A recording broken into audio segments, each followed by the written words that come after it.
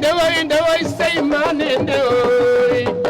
alaykati kam mangala yaare waaw am na solo pour ñu avancer temps ñu tàggatoo ndax nga may jàngatale li xew dimanche passé diggante Gris Bordeaux ak Balla Gaye numéro 2 combat bi seetaan nga ko gis nga li ni mu demee. waa seetaan naa ko vraiment maa ngi leen di féliciter ñoom ñaar ñëpp naw leen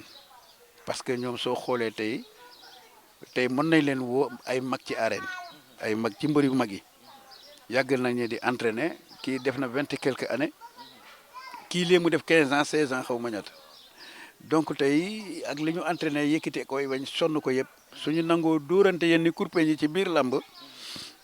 ku leen xam te am xol te xam sport xam ne joxe nañu loo xamante ne mbër yu bari nanguwuñ koo joxe waaleykum salaam waaw ñoom vraiment si combat bi bëri nañ ko comme il se doit yore lu ñu kenn bor. kon yow ñi wax naan combat bi combat négocié la àndal ak ñoom. kon nii la ñuy négocier dóorante ay kurpeñ ba miir di raam. dañuy naxante rek. ñu naan bon stratégie am na Gris li mu indi rek la waroon a indi Gris dafa ñëw ne man làmb ji xeexe ma fi mën a génne bëre mënumaa génnee ci Balla waaw parce que pour Balla jàppante Gris daan ko day xaw a jafe mbër mu nekk am nga loo mu ne mu ngi mel ne lu ñu xeex rek su dee ay point suñ dee boxe toujours Gris mooy ëpp point waaw avantage am la ci digganteem bon moom la indi tëj Gris parce que pied droit bi mu teg ci Balla daf koy gêner donc xeex bi jubuwu ko bëre bi jubuwu ko alors mais Gris ci boppam moom moo dem bu am na ay responsabilités yoo xamante ne mënatu koo jël ci làmb waaw pour tëb songe ji nit léegi yaramam nangootu ko parce que dafa xaw a non dafa cee am ay defet ba tàyyi saa yu jóge rek sukk kat app yi daf ko yomb loolu saa yu bëre rek loolu def mu am kat app yi donc loolu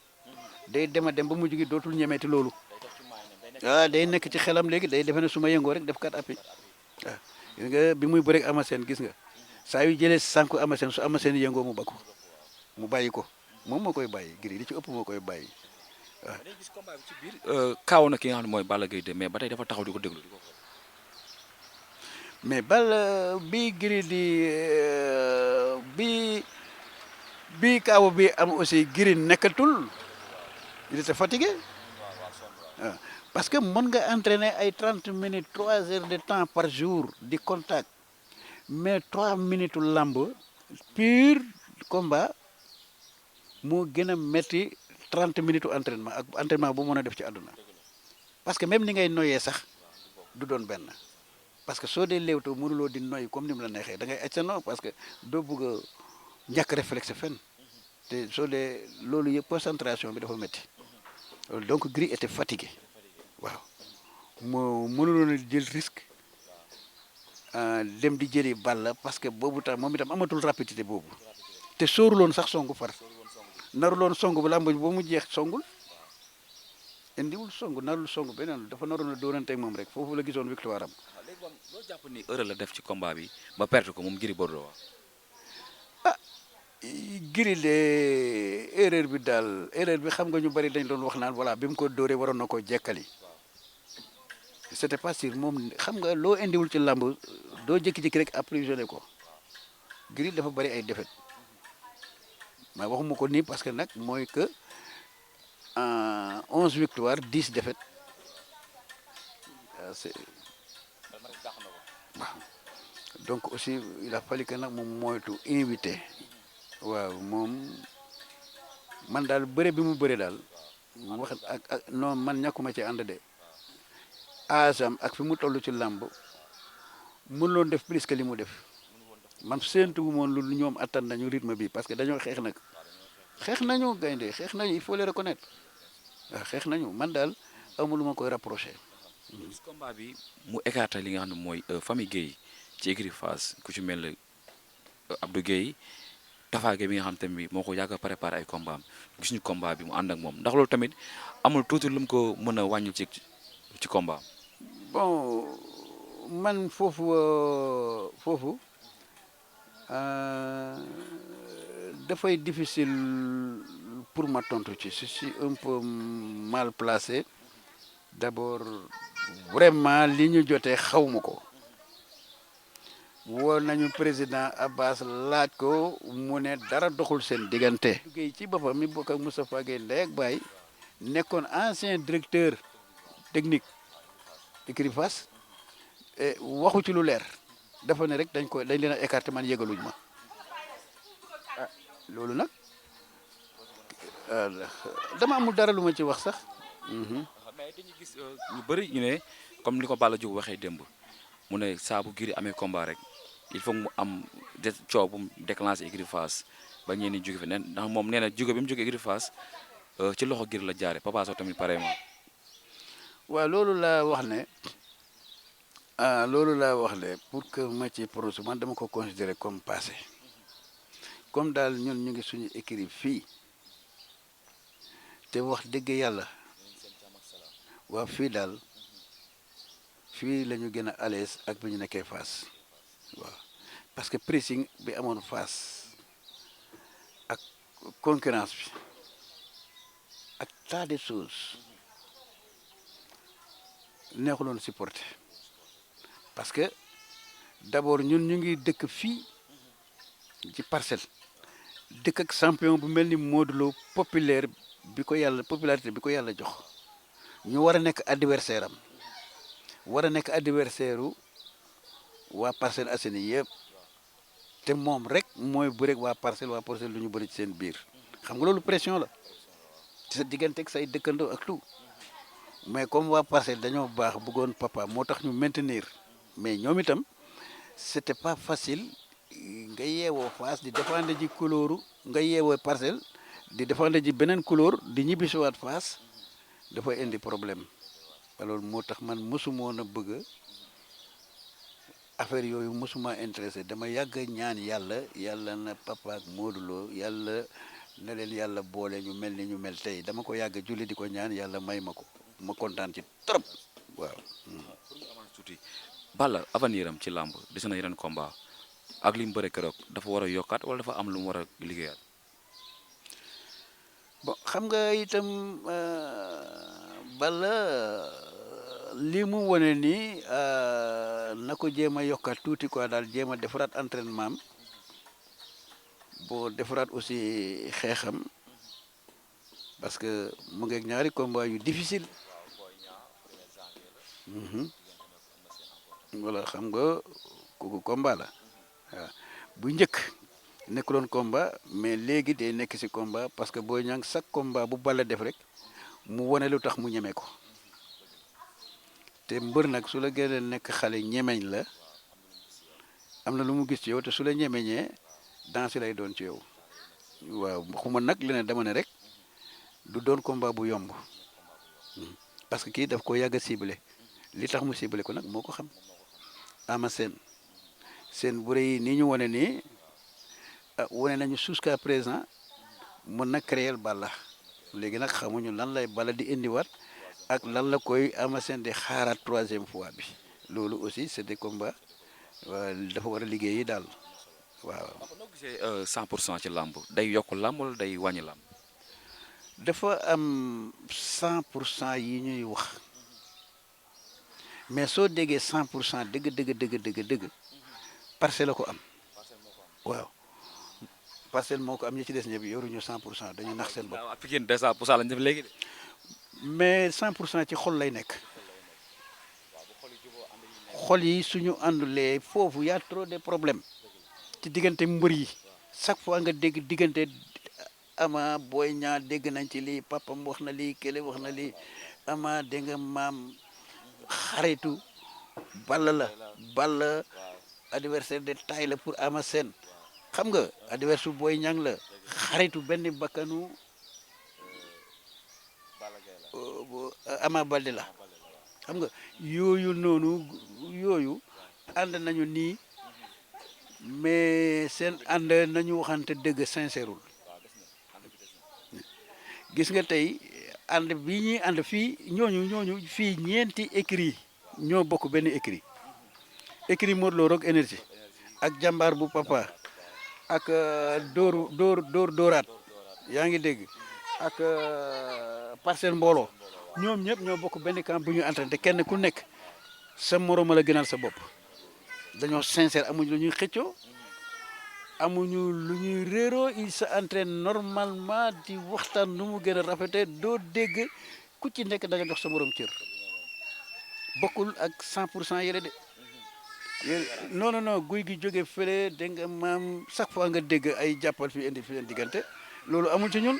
100% boobu dañ koy wax mais nekkul. kon daal su ma la déggee benn 100% moo valable te moo nekk muy bu parcelle bi. ca dëgg honnêtement. papa nag est-ce que sa doom yi nag moo tax nga bëgg leen a. non man li may dund laa lay wax te li ma loolu yow xam nga ko dama ne la 100% bii dafa dëggu man dama xam ne dafa dëggu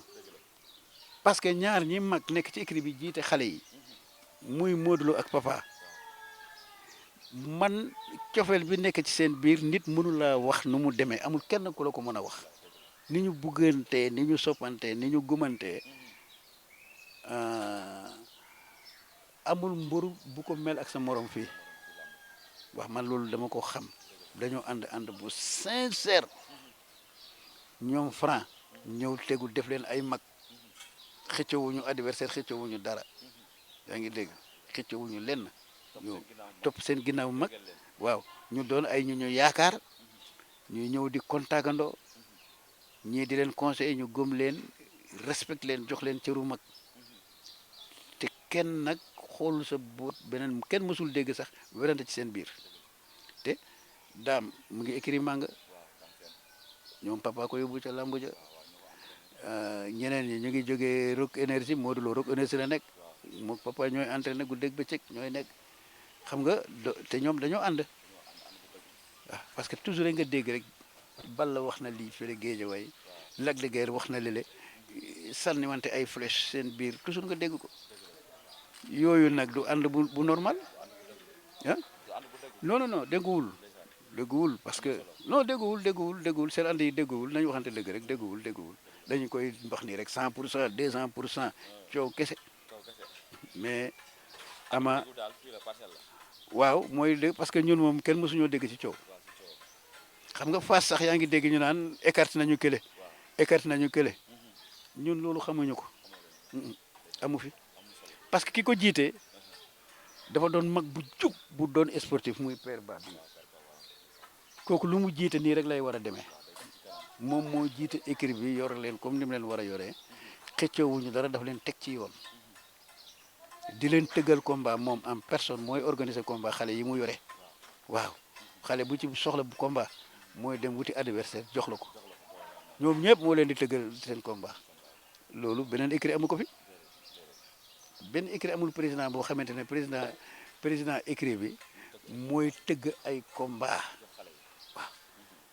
di fay entraîneurs yi teg leen dans de très bonnes conditions beaucoup des entraîneurs yore seen lépp waaw loolu gisu ndax nga gisee kii di Lac de Guiers numéro 2 ci biir làmb maanaam ci ban façon nga ko laajee maanaam Lac de Guiers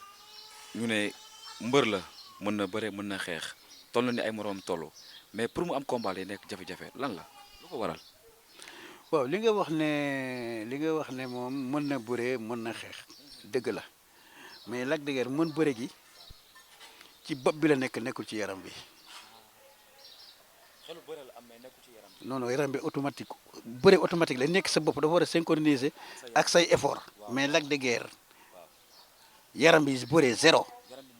yaram bi moo tëju ci bëre dafa tul bëre mais bopp bi dafa fees dell ki bëre cause pour laquelle loo ko tanteel mu teg ko fële su amuloon xam-xamu bëre du mën a moytu loolu donc handicapé ci làmb si indil na ko handicapé parce que Lac ni muy bëree mbër mu doon def ni muy def bon ay match su ñëpp defoon nañu toujours làmb ji match ni lay nekk bon benn combat du sotti soo amee sa doole am sa taay am sa taxawaay taxaw di bëree ni muy bëree nga xamante ne mango bi day ñor rek daanu mu witti ko su ñorulee fa la koy bàyyi di xaar ngelaw ba suba mooy loolu. du jël ay initiative ci biir combat initiative du jël benn risque day jéem a négocier di daw soo xàccee mu daw défensif du jël benn risque loolu fekkente ne mbëri bi muy bëreel def na noonu rek ñaari làmb ji du sotti su ñëpp defoon noonu làmb day tëj tey soo xoolee su ma la joxee benn exemple soo xoolee Modou Lo ak Balla bëri nañu ñaari yoon Modou Lo ak Lac de Guiers bëri nañu 2 fois mais man li ma jàngat bëre bi mooy Lac de Guiers su fekkonte ne commerce la lépp luy Modou di jaay du ko jënd du ko laal moom li mu yore buggu cee jaay Modou Lo dara te su ko jaayee du ko jënd soxla su koy mayee sax du ko jël Modou Lo lu ko neex lay def kanam waa ji dafay taxaw di ko seetaan parce que wóoluwu ko defe na ne lu mu def rek kii mu ngeeg benn pièce dafa am seetu Lac yaa ngi dégg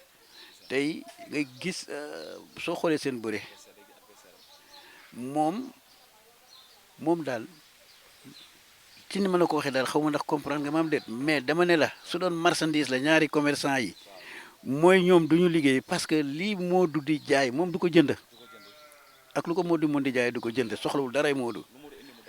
te moom li muy indi ci Modou du ko jox dara lépp la koy xañ taxaw fële di ko xaar noonu lay bëreeg moom toujours. kon loolu moo gën a indi ay jafe-jafe ci biir làmb. maanaam soo xoolee ni mu bëreeg ñoom Ama Sène soo xoolee ni muy bëreeg kii toujours défensif dem na dem ba tey soo xoolee tey mbër yëpp am combat moom promoteur yi kii wuñu ko c'est parce que y a un problème lamb aussi da nga koy dundal mais Lac ni muy bëree am na ñu koy jey nag naan ko champion nga yaa mën lii yaa mën lele yaa kii mais li mu woon amateur yi li d'accorduñ ci. kon yow champion bi kon boo ko jàngatee des na quoi. bon un champion man de boolewuma ko du question leneen nag bo man daal li ma la wax la dama ne la moom mën na bëre ci boppam bopp bi bëre bi mu ngi ci bopp bi